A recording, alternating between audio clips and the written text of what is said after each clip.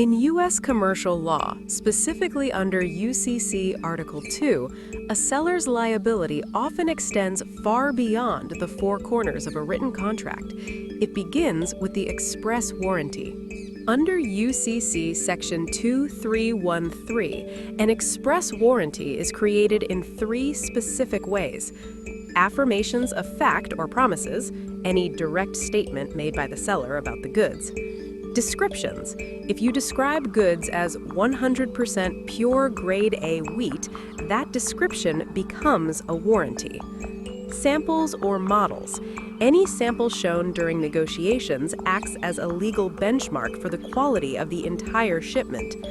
Crucially, you don't need to use formal words like warrant or guarantee. If the buyer relies on these statements as the basis of the bargain, you are legally bound to meet those standards. Even more critical are the implied warranties.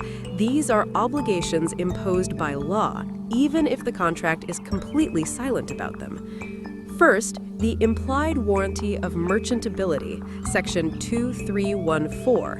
If the seller is a merchant, someone who regularly deals in these types of goods, the law implies that the goods must be merchantable.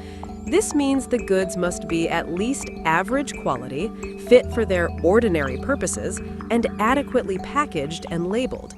Example, if you sell edible flour and it contains insects, you have breached this warranty, even if your contract didn't explicitly say no insects.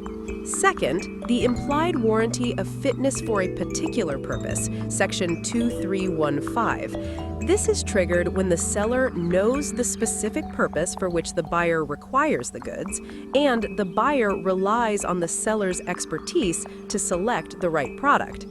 Example, if a buyer asks for a battery that works at -50 degrees Celsius and you recommend a specific model, that battery must work at that temperature. If it fails, you are liable for breaching this specific warranty, even if the battery works perfectly in normal conditions. So, how do sellers manage this vast landscape of liability? The UCC allows you to limit or exclude these warranties, but you must follow strict procedural rules. To disclaim an implied warranty, the language must be conspicuous. This is why U.S. contracts use bold capitalized phrases like "as is" or "with all faults." To specifically exclude the warranty of merchantability, the word merchantability must be explicitly mentioned in the disclaimer. If you miss this technicality, your disclaimer may be found invalid in court. Understanding the balance between what you promise and what the law implies is the foundation of U.S. commercial risk management. I'm attorney Kyung-Jin Yo. Clarity in law, precision in business. Secure your success with us. If you want to know more information, email me at yokyungjin@gmail.com.